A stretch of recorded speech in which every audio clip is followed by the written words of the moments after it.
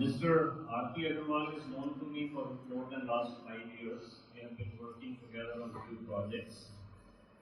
Mr. Agrawal retired in the Ministry of Commerce, member of Indian delegation to VTU, Ministerial Conference at Seattle and Doha, expert panelist at WTU, and some of other important assignments he held in Government of Andhra Pradesh are the Secretary, Industry and Commerce, Secretary Finance, Managing Director of State Financial Corporation, and at the same time Vice Chairman and MD Heavy Machinery and Engineering Limited and Vice Chairman of Hyderabad Development Authority. During his tenure as a Secretary Higher Education and Ministry of Human Resources Development, there was a second wave of institution building and ushering in the excellence of educational institutions. He contributed significantly to establish new 8 IITs, 1 new Indian Institute of Management at Shillong, 5 new Indian Institute of Science, Education and Research, 20 central universities, 1 new Indian Institute of Information Technology, and 2 new schools of planning and architecture. And I saw him during these years, his human approach, an approach of convergence, bringing people to think very differently and get the job done is a remarkable thing which I observed. During this tenure, the plan allocation fund for higher education got multiplied by factor of 10. His continuous working, I remember, his time to come to office was around 10 o'clock, but there was no time for him to return back. My gratitude to DI for giving me this honor of addressing you today. Let me also take this opportunity of conveying my deep satisfaction and greetings on this happy occasion of extension of the MOU which has been re-signed with IIT Delhi. I am particularly happy on this because of the painful fact, if I may say so, of the fact that institutions of excellence in India hardly collaborate with each other.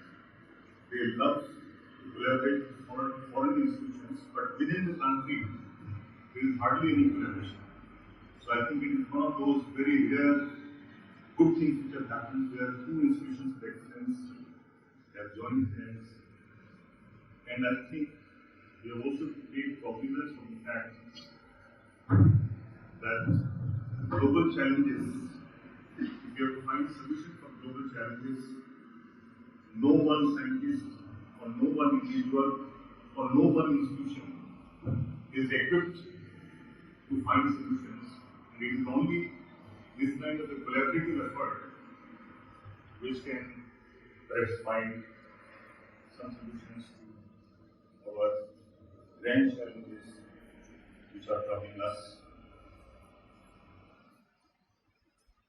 I would also like to convey my very sincere appreciation for this summer school which has been organized for our bright young friends. I'm sure they have got a glimpse of what science can do. And also they have, I think, even I was lucky enough to listen to the Blue Sun's lecture. I think you got some basic ideas of what all science is, and I'm sure you are enticed to follow a career in science and technology. Of course, friends, a good society needs musicians, historians, artists, social scientists, and everyone, and also scientists and engineers. But I think the new knowledge which can find solutions to our grand challenges, I think, comes more often from scientists and engineers. Whereas scientists will come up with some ideas and engineers to make it commercially viable and bring it before all of us. So I think it's very good that this camp has been organized. So immediately perhaps we may not be able to quantify what results, what benefits it will bring. I think it has the potential of lighting a match to the candle, which will ignite your creativity, and that creativity can work in manners which can, in some cases, transform the life of this earth. Science and technology are constantly changing the way we live. In fact, I think what was science fiction a few years back, we find that it has already become a reality. So I'm sure it must be very difficult to write science fiction nowadays, because many of the things which we thought were fiction already come into being. To my young friends, my appeal would be that you have to dream big. Dreaming small is decline, as our former president, Mr. Agrawal, is saying. And we should be afraid of risk. And there is nothing impossible. In fact, Mark Twain had said long back, they did not know that it was impossible, so they did it. Let me also tell to our young friends, I hope you can follow English, Lord, वह हिंदी में बात करें। मेरे ख्याल से तो आप English follow करते हैं, तो पहले भी जो सर जी की लेक्चर भी इंग्लिश और हिंदी दोनों में लेक्चर है। अगर आप इसको देखें तो जो इन्वेंशंस हुए हैं, डिस्कवरीज हुई हैं, उसमें बहुत से साइंटिस्ट और इनोवेटर्स जब उन्होंने इन्वेंशन किया या कोई चीज डिस्कवर की तो उनकी उनकी आदतें सीखी। मैं आपके सामने 3-4 उदाहरण देना चाहूंगा। थॉमस अल्वा एडिसन, आपने नाम सुना होगा सर, इलेक्ट्रिक बल्ब। उन्होंने टोटल 1093 इतने और पेटेंट्स किए, और जो उनका पहला पेटेंट था वो 22 साल की उम्र में था, and he was only 22 years। इसी तरह से अलेक्जेंडर ग्राहम बेल, टेलीफोन के जो इन्वेंटर थे, जब वो 14 साल के थे तभी उन्होंने तो अपने फादर के साथ काम करते थे। उनके फादर का कोई मिल था जिसमें गेहूं का कुछ सफाई वगैरह होती थी, तो ही इन्वेंटेड ए मशीन। 14 साल की उम्र में उन्होंने एक मशीन बनाई जिससे कि गेहूं का हस्त वगैरह आसानी से हटाया जाता है। 14 साल की उम्र। ऐसे एक चार्ल्स हॉल हुए जिन्होंने कि एल्यूमिनियम में रिफॉर्मिंग के लिए इलेक्ट्रोलिसिस का पेटेंट किया, उनकी 25 साल की उन्होंने पेटेंट किया। और जो हेलीकॉप्टर आप देखते हैं वो भी गॉड सिकोरास्की ने 19 साल की उम्र में बनाया था। तो ये सब मैं इसलिए कह रहा हूं कि आप सब में भी वो पोटेंशियल है, और मुझे बड़ा अच्छा लगा कि आपकी समर वेकेशन को इस तरह से इस्तेमाल करते हुए विशाल जैन जी और उनकी टीम ने इतना अच्छा एक हफ्ते का आपके लिए प्रोग्राम बनाया। ये हमारी 21वीं सदी में आईसीटी की वजह से, इंफॉर्मेशन टेक्नोलॉजी और कम्युनिकेशन टेक्नोलॉजी की वजह से स्पेस और टाइम दोनों स्मिट हो गए, पर आपकी अपॉर्चुनिटीज बहुत बढ़ गई।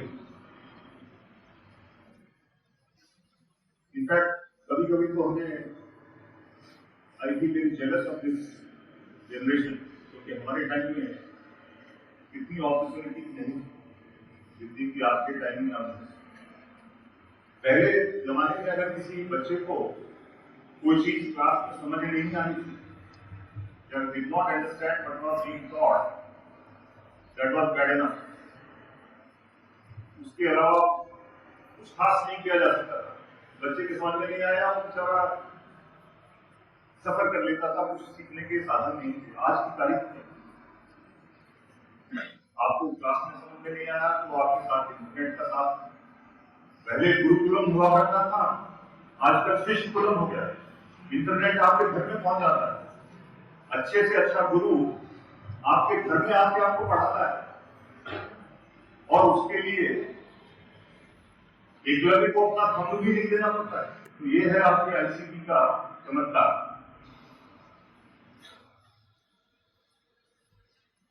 और आईवी लीग इंस्टीट्यूशंस वगैरह जो हैं, यूएस की बड़ी बड़ी इंस्टीट्यूशंस, हमारे आईआईटी में भी, जो अपनी क्लास में पढ़ाते हैं उसको ई लर्निंग मटेरियल के तहत तैयार करके आप सबके पास वो फ्री आपको मिलता है।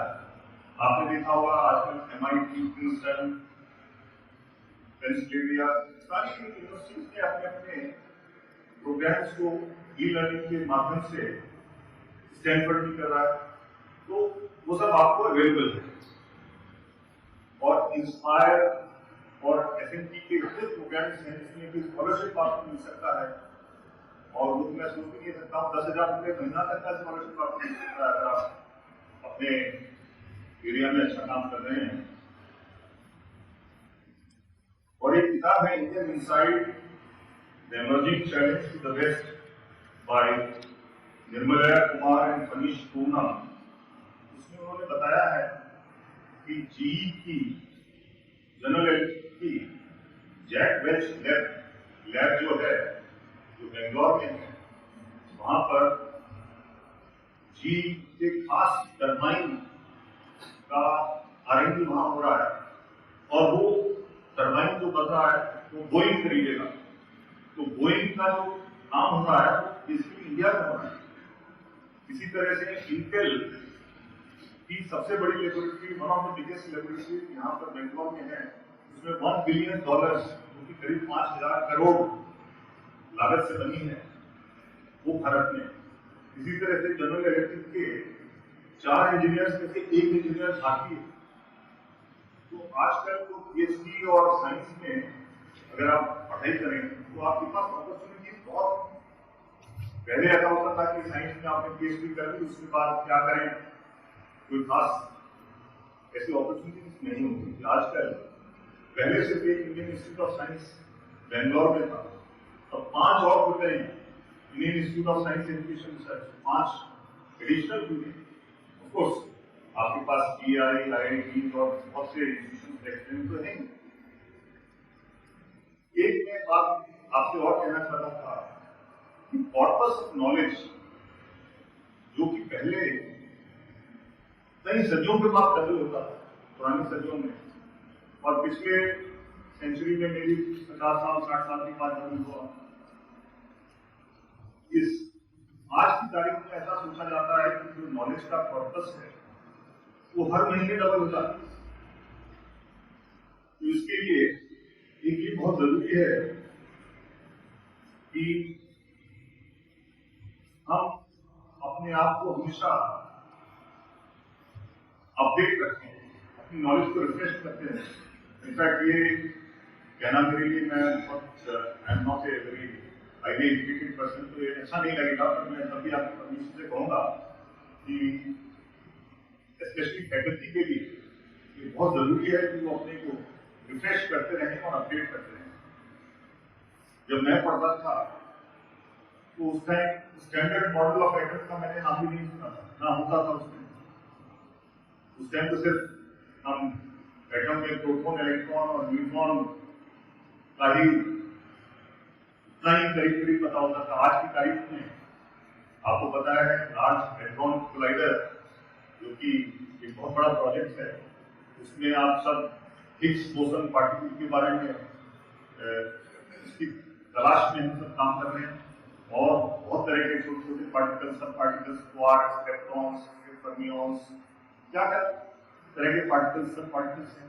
तो इसलिए ये बहुत जरूरी है, स्पेशली फॉर टीचर्स। अगर if you have to light another lamp, you yourself must be lit, और उसके लिए जरूरी है कि हम अपने को अपडेट करते रहें टाइम टू टाइम। इसीलिए आज की तारीख में बहुत जरूरी है कि हम we have to learn something and unlearn and relearn. ये बहुत जरूरी हो गया है। इसी तरह से एक्चुअली जो पिछली इंडस्ट्रियल रेवोल्यूशन के टाइम में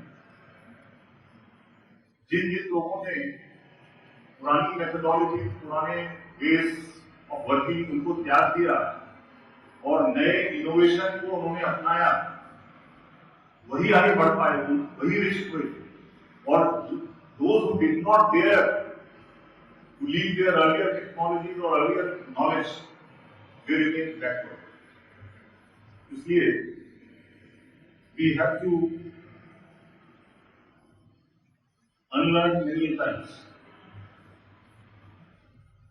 और आज की 21वीं सदी में just doing good is not good enough. ये बहुत कॉम्पिटिटिव वर्ल्ड हो गया है 21वीं सदी। यहाँ पर only better than the best would make it great. वो भी हमें ध्यान में रखना है कि ये कॉम्पिटिटिव वर्ल्ड है। हालांकि मैंने कहा है कि आप साइंस कैरियर को अपनाएं, पर हो सकता है आप में से कुछ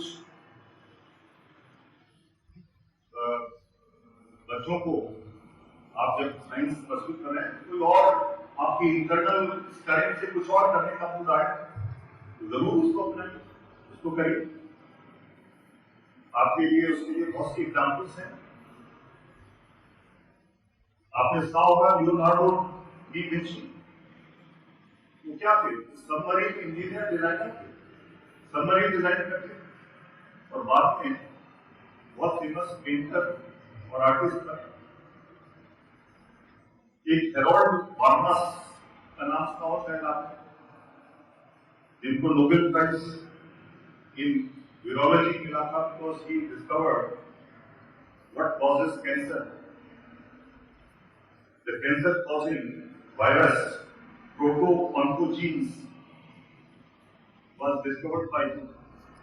वो क्या कर रहे थे? वो स्टैनफोर्ड में पीएचडी कर रहे थे इंग्लिश में पीएचडी कर रहे थे, और देखिए इंग्लिश से वो कहां पहुंचे, वीरोलॉजिस्ट बन गए, वर्ल्ड के मोस्ट फेमस।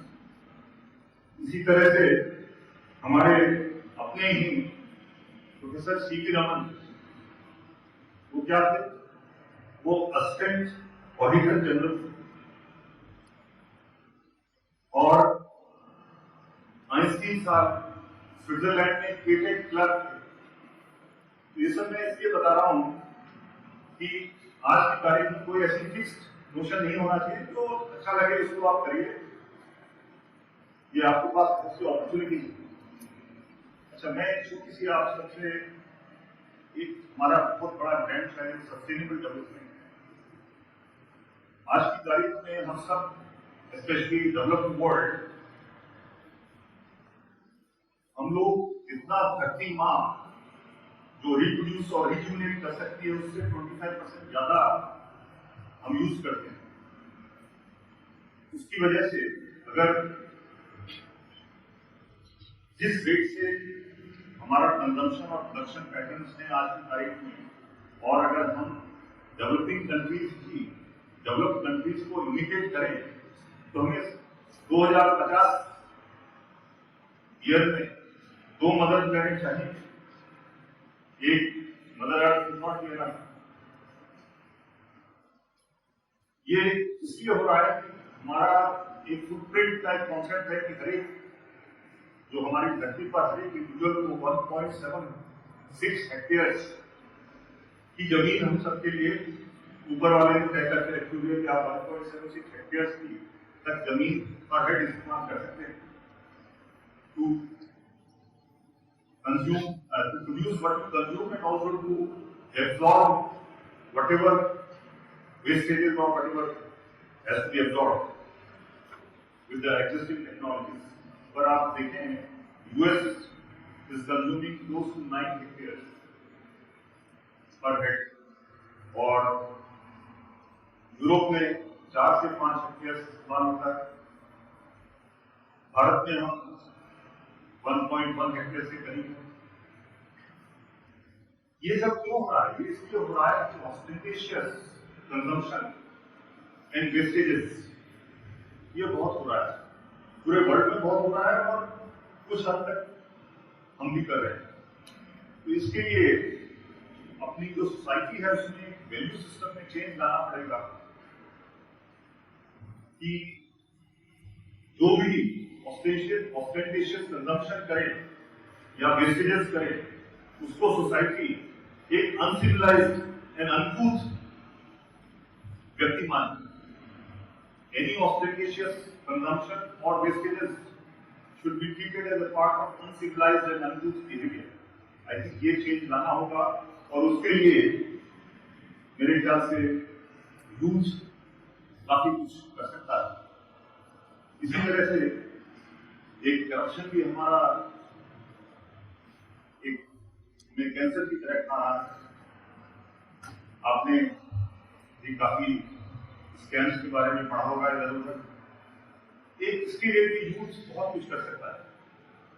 अगर सिर्फ हमारे भारत के हर एक बच्चा अगर अपने माँ बाप से वो गिफ्ट लेने को मना कर दे जो कि करप्शन से आया है, तो मेरे ख्याल से भारत में कोई करप्शन नहीं होगा। कोई भी माँ बाप ये नहीं चाहेगा कि उसका बच्चा ही उसे निरादर से देखे, उसके बारे में कहे कि करप्शन का गिफ्ट है पापा मुझे नहीं चाहिए। अगर ये हो जाए तो आप समझ सकते हैं कि क्या हो सकता है। हम भारत में हमारे I think 3 Ds are very important for us: democracy, demographic dividend and diversity. तो हमारी डेमोक्रेसी, हालांकि आप देखते हैं जो कुछ लोग सभा में कभी होता है नहीं होता है, तब भी we can be proud of the fact that we are a vibrant democracy with so much of diversity, multicultural, multilingual, multi-religious, and we all still live together in a reasonably peaceful manner. So it is something which we can be proud of. Diversity, yes, I think we have so much of diversity. I think India is an enigma, a panorama of light and sound, light and shades, where past, present, and future, sometimes separated by centuries, live together in harmony. We seem to be living with these contradictions in a routine manner. Actually, a global governance report 2025 says, which was prepared by National Intelligence Council of US and EU's Institute of Security Studies, that by 2025, India would be the 3rd most powerful nation of the world. From 3rd world to 3rd most powerful nation. Very important because they said even by 2025, US will have a power factor or power weightage of 18%, China 16%, India 10%, and the entire European Union together, which is again 27, 28 countries together, will be having only 11%. So this is on one side. We have highest number of billionaires, 55, or maybe one of the highest in the East. But we also rank 128 or 130th in Human Development Index. We are also aware that despite very gloomy economic prospects all around and very poor forecast, we showed a remarkable resilience and continue to grow at 6 to 7%.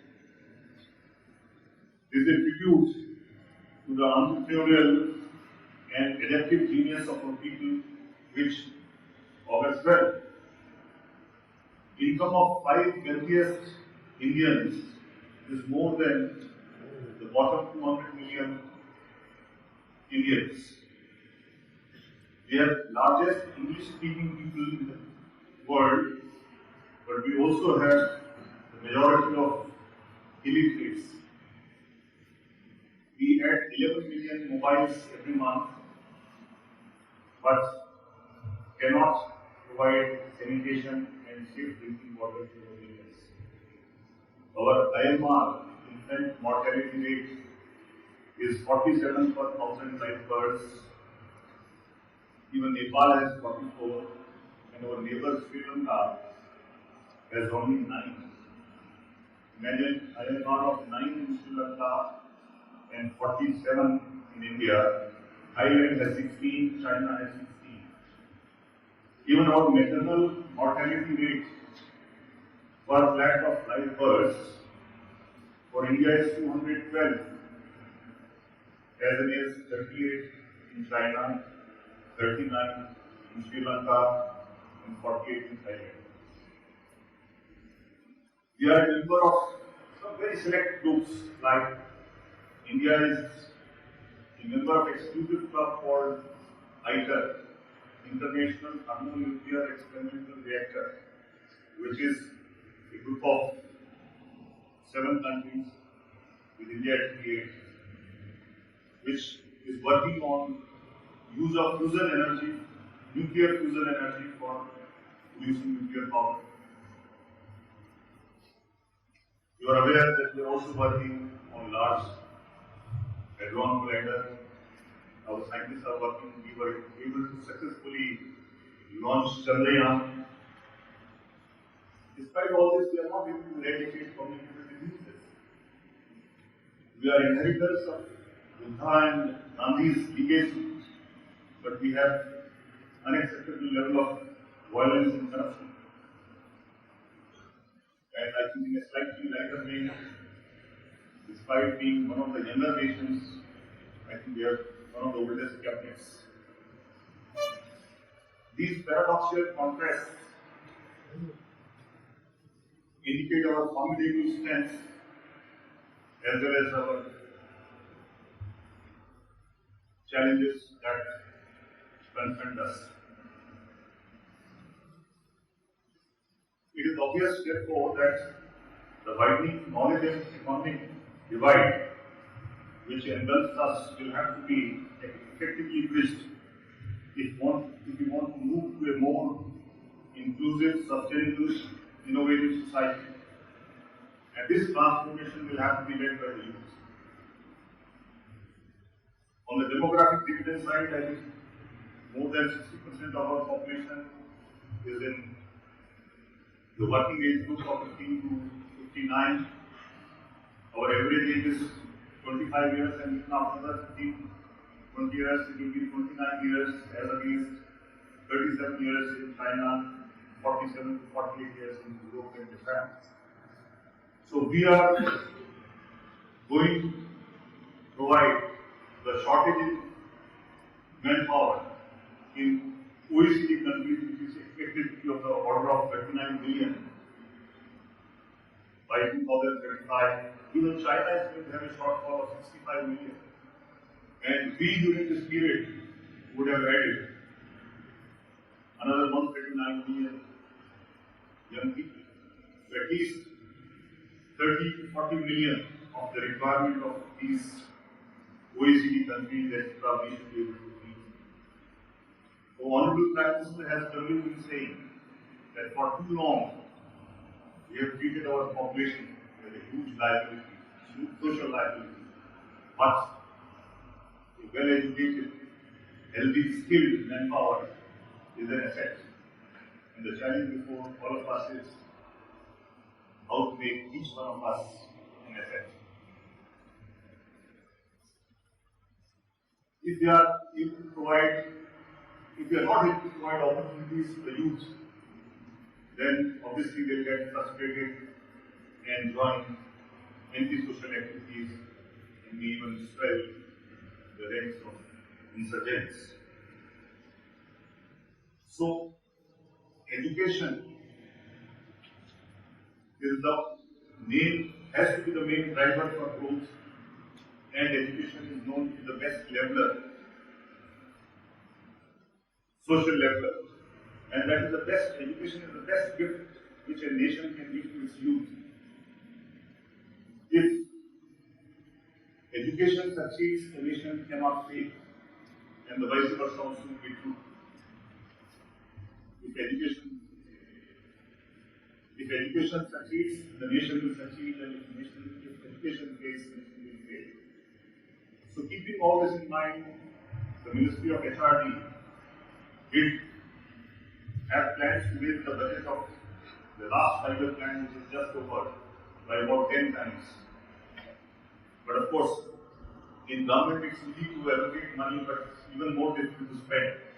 So finally, I think they could spend not the entire budget, because it was also not possible to allocate because of economic downturn, etc. But even then, the expenditure was roughly 5 to 6 times of what was spent in the previous 10 5-year plan. एक norm होता है कि आपका जो GDP है उसका 6% should be spent on education, पर हमारे देश में सिर्फ 3.8% ही खर्च होता है एजुकेशन के ऊपर। ये बोथ स्टेट और सेंटर का दोनों का मिलाकर मैं कह रहा हूं। पर कुछ कंट्रीज हैं जहां पर डेनमार्क वगैरह में 8% खर्च होता है, मलेशिया में भी 7-8% होता है, और कुछ लैटिन अमेरिकन कंट्रीज में तो 10% तक खर्च करते हैं। पर एक बड़ी विडंबना है, एक बड़ा ही दुखद ये है कि जबकि सेंटर ने अपने एक्सपेंडिचर में कुछ बढ़ोतरी लाए हैं, सेंटर ने किया है, 0.6% के करीब इंक्रीज हुआ है जीडीपी का। 0.6% of GDP is an additionality which government of India has brought for education in the last 1 decade. But the expenditure of states has gone down by 0.9% of the GDP in the last 1 decade, which is, I think, a rather pitiable thing. इसको ध्यान में रखते हुए central government ने बहुत सी schemes निकाली हैं जिसमें कि state governments are being incentivised कि अगर सेंटर हर एक हायर एजुकेशन के लिए भी 30-40% वो खर्च करेंगे, बाकी स्टेट करे। इस तरह से कुछ इंसेंटिवाइजिंग स्कीम्स भी तैयार की गई हैं। और एजुकेशन रिफॉर्म्स के बारे में तो आप सबने सुना है कि गवर्नमेंट ऑफ इंडिया कई एजुकेशन रिफॉर्म्स लाना चाहती है, जैसे सेमेस्टर सिस्टम है, रेगुलर अपडेटिंग ऑफ सिलेबस है, चॉइस बेस्ड क्रेडिट सिस्टम है, जिससे कि इंटरडिसिप्लिनरी नाम उसके कंपल्सरी एक्रेडिटेशन, पीएचडी वगैरह के लिए कोर्स पर करना होगा कि पीसेस को नेट पे रखा जाएगा, जिससे कोई उसमें गलत तरह से कॉपी करके पीसेस ना बन जाए। ये जो रिफॉर्म्स हैं इसके लिए काफी number of bills have been introduced in the parliament, but unfortunately, again, the general consensus has not yet been built on that, so we are still pending approval in various forums, and there is a need to create some kind of a common convergence on that. Actually, in this 21st century, it's not the military power or economic power which is going to determine the pecking order of nations. The pecking order of nations is going to be determined by the knowledge power. And for knowledge power, I think the higher educational institutions have not only to teach or disseminate knowledge, but they have to create knowledge as well.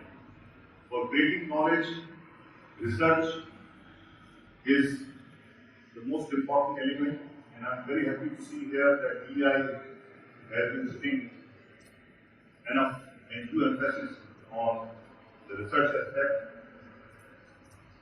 हमारे देश में करीब 1 lakh population में सिर्फ 150-160 USA में इसकी figure करीब 4000 है और स्कैंडिनेवियन कंट्रीज फिनलैंड वगैरह में 7000।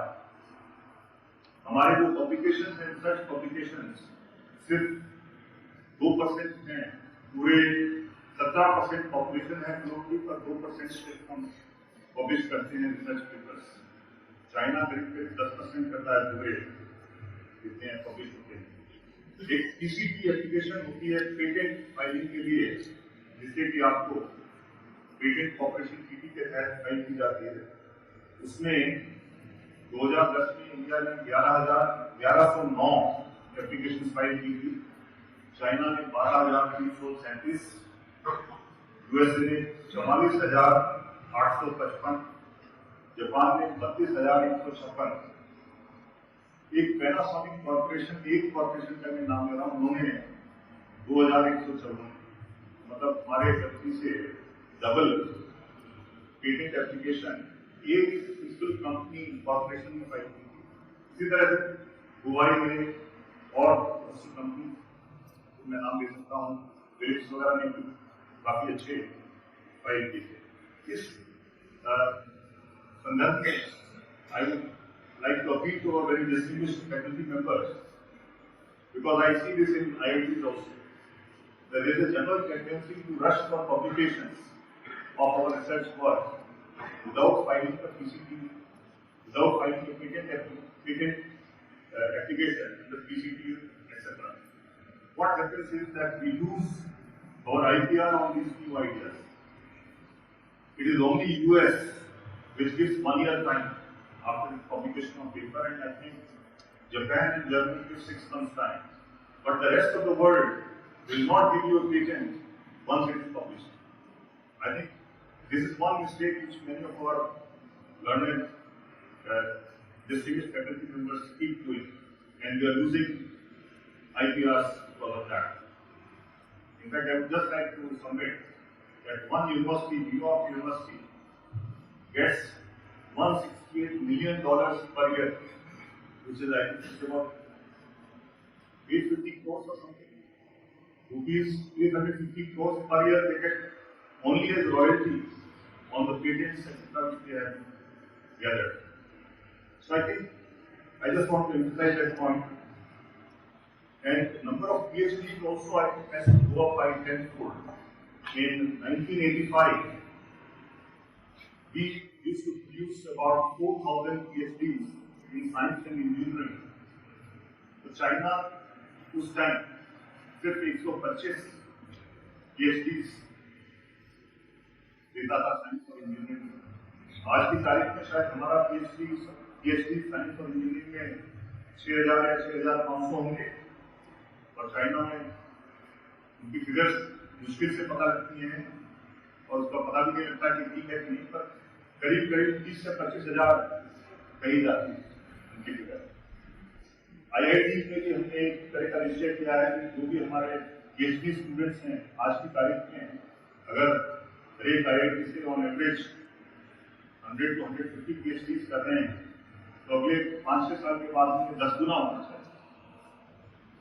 I am sure this is the way out that we have to increase the number of PhDs. एक और हमारी विडंबना है कि रिसर्च पर सिर्फ हम 0.85% ऑफ GDP खर्च करते हैं, जबकि विकसित देश और चाइना में भी करीब 2 से 2.5% GDP का खर्च होता है।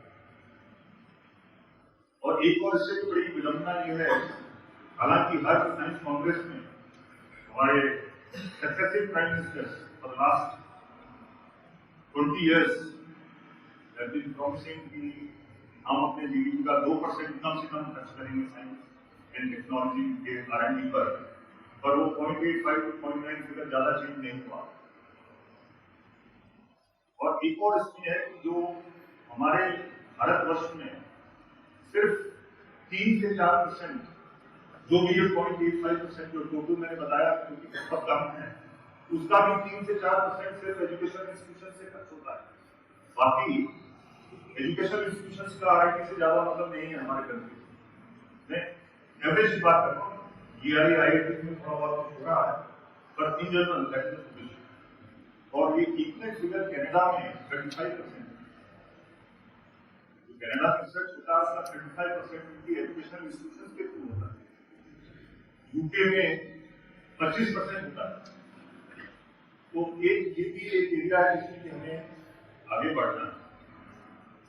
इसके लिए पिछले बजट में फाइनेंस मिनिस्टर ने एक अच्छा प्रावधान किया है 35(2)(a) section of income tax act.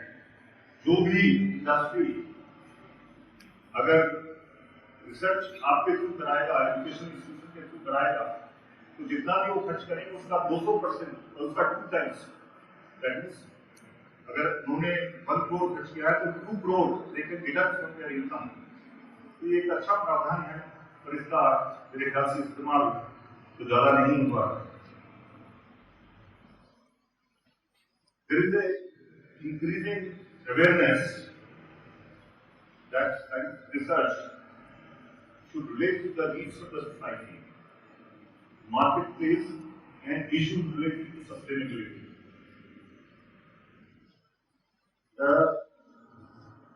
ये मैं इसलिए कह रहा हूँ कि आपने शायद रजीक का भी सुना होगा, उन्होंने एथेनॉल डेवलप किया, उसकी पूरी टेक्नोलॉजी तैयार की और उससे करीब करीब 50% उनका पेट्रोलियम कंजप्शन उन्होंने कम कर दिया।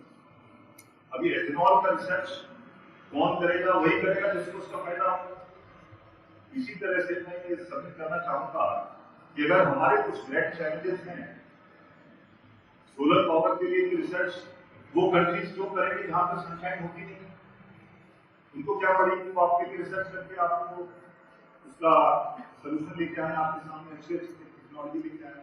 तो जो हमारे ग्रेट चैलेंजेस हैं उसके सोल्यूशन हमें ही निकालने होंगे, कोई और उसके लिए सोल्यूशन नहीं लाएगा।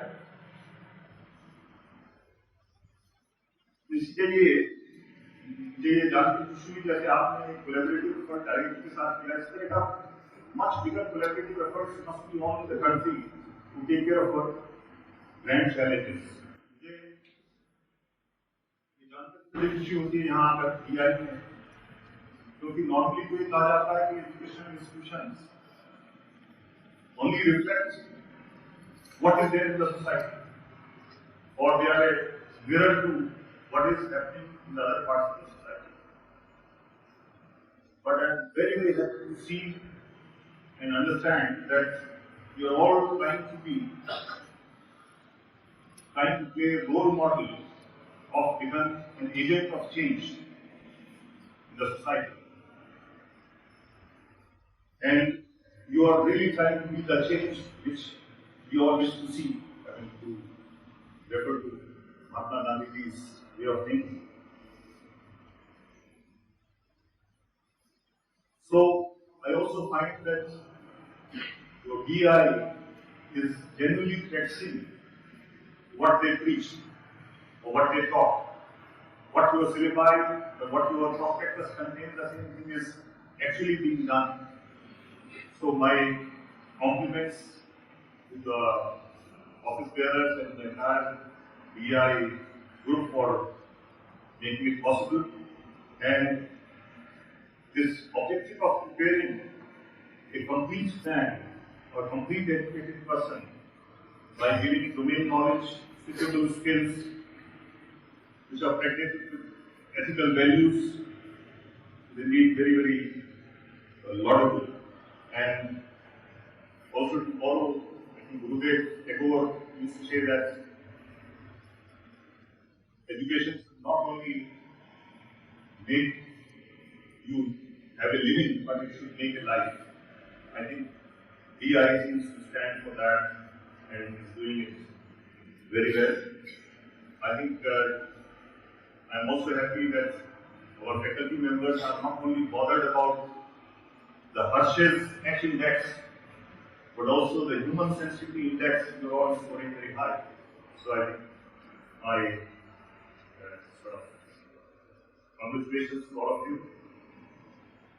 Of course, there are a number of things which the country can do to improve our educational standards and educational level, because it's a pity that such a large country as ours has hardly, though we may fault the way various indices are calculated. I mean, we may not like the way Barkerley Siemens ranking is done, or Geocom Shanghai ranking is done, or Time Higher Education Supplements ranking is done. But the fact does remain that we are missing a few slots because of not doing enough research and various things. So there is I think we have taken a number of steps to improve our quality standards. And there is also a need for a better coordination between school education and higher education. Unfortunately, these two, of course, I am very happy finding in BI that you have not only a good coordination between school education, higher education, but also very strong linkages with vocational education. And I think what government is thinking today, I think you have already thought of it quite some time back. There is also need for, I think, affirmative action, because I find that there are hardly 10 to 11% girls in our IITs. And the reason is that they are not able to go for coaching. While in most of the CBSE or ICSE or board examinations, you find at least as many girls in the top 5 percentile or 10 percentile as the boys. They are no less bright. So I think we have to take some affirmative action in that direction. Private investments in education will have to be encouraged, and for which maybe higher education refinance cooperation. Because today, an education institution wants to borrow some money, you have to pay almost the same rate of interest as an industry. Whereas there is not an industry, not for profit, so it must be encouraged in a different manner. And I'm also very, very happy that for NMEICT, the National Mission on Education to ICT, EI is really doing so well, and I think it's really hats off to your foresight and Quantum Nanosystem Center, which I think is definitely something which not many had thought of.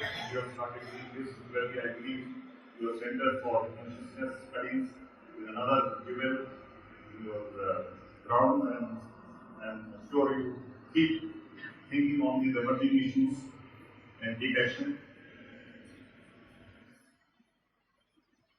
The ATG, I think, also has to be further liberalized, because today, somebody wants to donate money to a new IIT, he can get only 50% benefit, not 100%. So I think that is something which should be done. The respect for blue-collar jobs has to go up, and I think that is something which will help us in taking care of the youth and giving them enough opportunities. Another thing which I think all of us as a society have to do is to increase the respect for the teachers. I think the teacher first has to become the slogan again for all of us. I think earlier in our ancient times, and even until about, say, 30 years back, the teacher used to get a very high respect in the society. He was not bothered what he was being paid, but that esteem, the self-esteem in which he was held, I think was doing the trick. Unfortunately, over a period of time, that respect has gone down. I think there is a need to bring back that respect for the teachers. Well, I know I've taken a lot of your time, and I don't want to test your patience beyond a point, so I must quickly conclude. India and China are being normally called as emerging economies. So I think, of course, Honorable Kumar is here, which will also, he obviously knows all this, that even until 1820, India and China had more than 50% of the global trade. We are not really emerging economies, we are retrieving economies. We are trying to retrieve our position which we held long back. We were the first exporter focus of education to Taxila, Nalanda, and Uttarakhand, as you are all aware. And I think Gandhiji really used to say many, many good things. And I think one of the best things which he said about education was, let me quote with your permission, I don't want my house to be walled on all sides and its windows to be stuffed.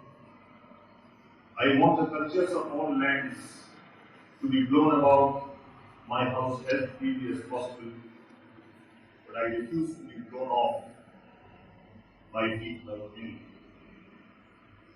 How thoughtful was this saying of his? So today we need a vibrant community of learners who are willing to articulate, profess, and defend our core values while being open to the healthy use of change. The community of nations for a change is wanting India to succeed. It is very rare that the entire world wants a particular country to succeed. And I'm sure with your resolve and the country, we shall not fail. Let me thank you for listening.